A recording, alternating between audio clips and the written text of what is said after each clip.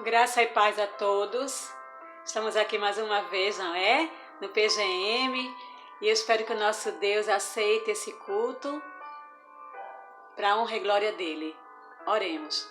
Maravilhoso Deus e Pai, é muito bom, Senhor, podermos tirar um momento do nosso dia e pensar um pouco em Ti. E hoje, Senhor, nós mais uma vez estamos aqui para dedicar esse momento a Ti, Senhor. Deus, Tu sabes as nossas dificuldades, Tu sabes as nossas necessidades, mas neste momento que tudo silencia ao nosso redor e que tudo que nós venhamos a fazer aqui seja para a Tua honra e glória. Obrigada, Senhor, porque Tu sempre estás conosco, mesmo quando nos sentimos sós, mas é porque nós nos distanciamos de Ti. Nos ajuda a voltar para Ti sempre, Senhor, para termos paz e tranquilidade. Em nome de Jesus. Amém. Gente, hoje vamos conversar um pouquinho sobre escolhas, tá? Eu quero ler para vocês algo que o filósofo Jean-Paul Sartre falou. Ele falou assim: viver é isto, ficar se equilibrando o tempo todo entre escolhas e consequências. Isso é uma verdade. É o equilíbrio que nós temos que ter em nossas escolhas, porque as nossas escolhas nos levam a consequências. E às vezes nós não temos um referencial de escolha, mas temos que escolher. E muitas vezes a gente pensa que está escolhendo ouro e pega um latão. E de repente aquele enferruja na nossa mão. E fazer o quê, né? É isso mesmo, são as nossas escolhas. Por isso que nós temos que ter prudência nas escolhas e muita atenção. A palavra de Deus diz que enganoso é o coração. E é verdade. Então nossas escolhas não devem estar pautadas no nosso coração. O coração é o local onde se tem a razão. Geralmente a gente pensa que o coração é voltado ao amor também. Mas na verdade o coração é ligado com a nossa ciência do pensar. Então é ele que toma as decisões. Mas o nosso coração também é muito enganoso, segundo a palavra de Deus. E nós vamos ver isso, que a escolha não deve ser feita só por nosso coração. Vamos ver isso lá em Provérbios 16, 9. Vamos ler na nossa Bíblia. Provérbios 16, 9, ele diz assim. Toda vez é isso, né, gente? Eu marco e me atrapalho. 16, 9. O coração do homem traça o seu caminho, mas o Senhor lhe dirige os passos. Bem, muitas vezes o coração do homem, nosso coração, traça os caminhos, mas nós permitimos que esse coração fale. E assim Deus não pode agir. Deus consente, permite, mas não consente. E é justamente aí que nós nos decepcionamos com nossas escolhas. Às vezes, por uma questão de maturidade, a gente faz uma escolha aparentemente boa, pelo que nós temos de referencial, mas nós não temos assim o cuidado de ouvir e obedecer aquilo que Deus manda.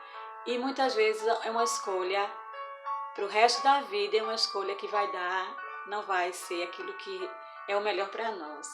Mas a palavra de Deus, ela é muito sábia e ela nos adverte assim, né? Nos adverte que mesmo que nós escolhamos os nossos caminhos e pensamentos, Deus é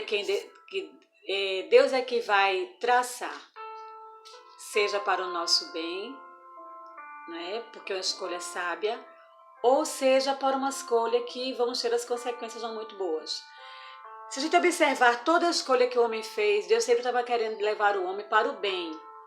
Você vê lá no Velho Testamento, quando ele queria levar o povo judeu para que fosse realmente a nação santa e escolhida, né? Por ele. Mas infelizmente eles tiveram que sentir o peso da mão do Senhor por suas próprias escolhas. Não é? A gente vê isso todo ao longo da história. Mas agora a gente vai tentar ver um pouquinho. Por que não escolher com o coração? Já falei, porque o coração ele é enganoso, não é? Nós fazemos escolhas diariamente. Tudo que a gente faz é escolha. Desde o momento que a gente acorda, a roupa que a gente vai usar, escovar ou não os dentes, né?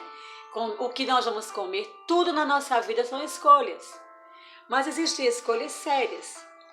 E nós vamos ver isso lá em Jeremias 17, 9 e 10. Ele diz assim, Jeremias 17, 9 e 10.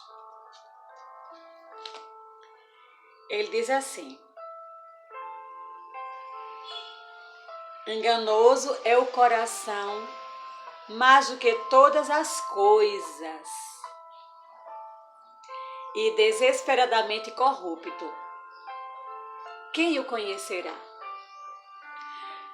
A gente está tão acostumado a ouvir a palavra corrupto que a gente só pensa em falcatruas pesadas em termos de dinheiro. Mas a corrupção do nosso coração, ela nos engana em tudo. Principalmente porque nós queremos sempre fazer a nossa vontade. Nós somos vaidosos por essência. E nós achamos que nós somos capazes a escolher e a decidir.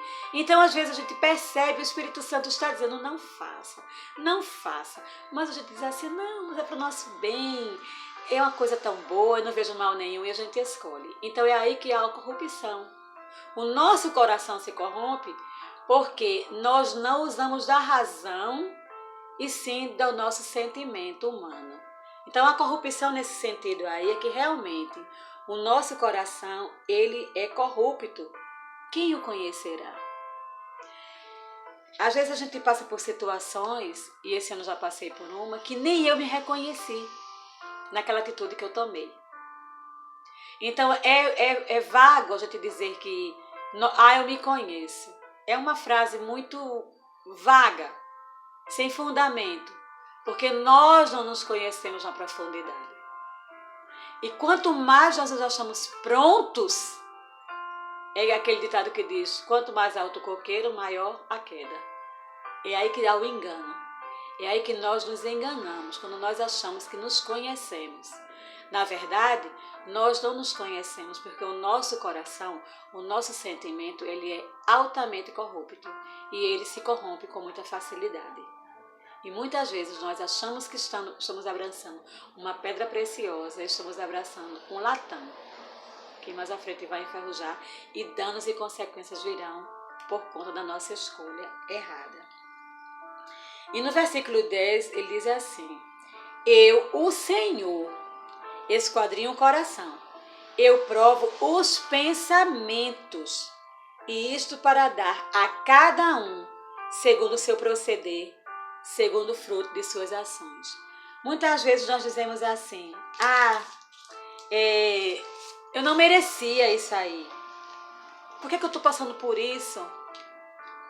Não é? Mas depois, com o passar do tempo, com a maturidade, a gente começa a perceber momentos de lucidez nossa que a gente via, eu poderia ter investido de outra maneira. Eu poderia ter feito de outra maneira, mas eu não fiz porque o meu coração achou melhor fazer assim. Então, mesmo que a gente se ache injustamente sendo injustiçado, nossa palavra de Deus diz assim, o Senhor sonda o coração e Ele nos dá o pago segundo o nosso proceder, segundo nossas escolhas. Então, até aqui nós estamos vendo que nós não somos sábios o suficientes para fazer escolhas. Mas houve um homem muito sábio e que a gente vai conhecer um pouquinho, nós já conversamos sobre ele, foi o rei Salomão, não é? E lá, Salomão, lá em Reis, a gente vê o seguinte, em 1 Reis 3, vamos ler rapidinho o que é que diz 1 Reis 3 sobre Salomão. Porque a gente fala Salomão e só olha a sabedoria de Salomão. Poxa, Salomão foi tão sábio, não é? Mas quem era Salomão realmente? Vejam só o que é que diz. Em 1 Reis 3 diz, Salomão amava ao Senhor, andando nos preceitos de Davi, seu pai. Porém, sacrificava ainda nos altos e queimava incenso. Então, Salomão, ele identificou sabedoria no pai e ligou essa sabedoria a Deus. Ele realmente, ele reconheceu em Davi, seu pai, um homem abençoado por Deus.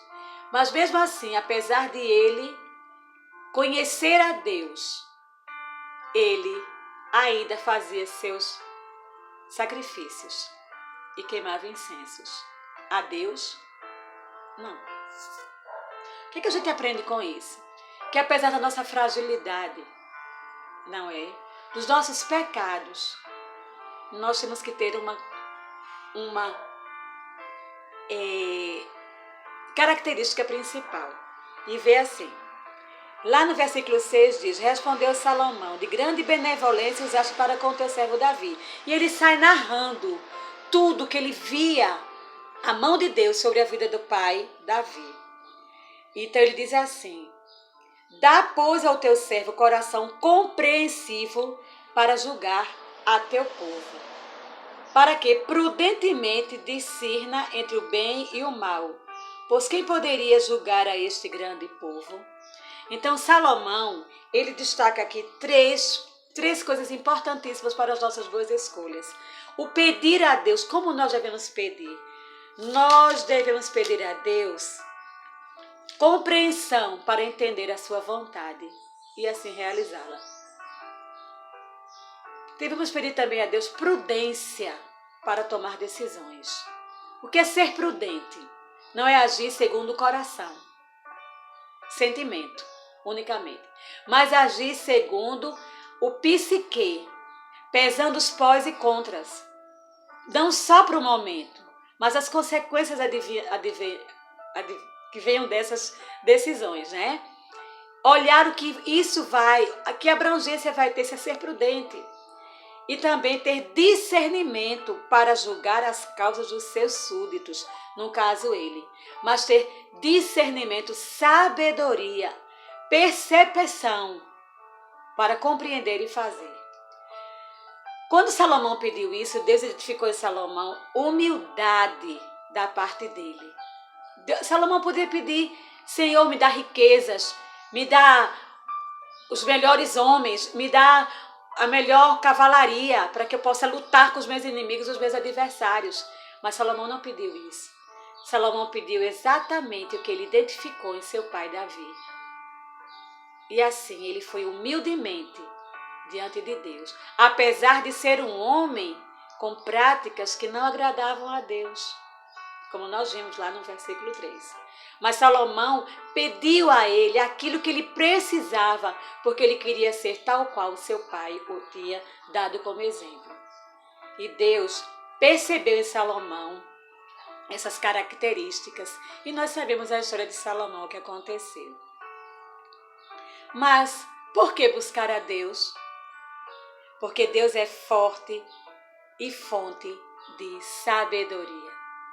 O homem acha que está dominando tudo, mas na verdade, Deus se manifesta na história da humanidade.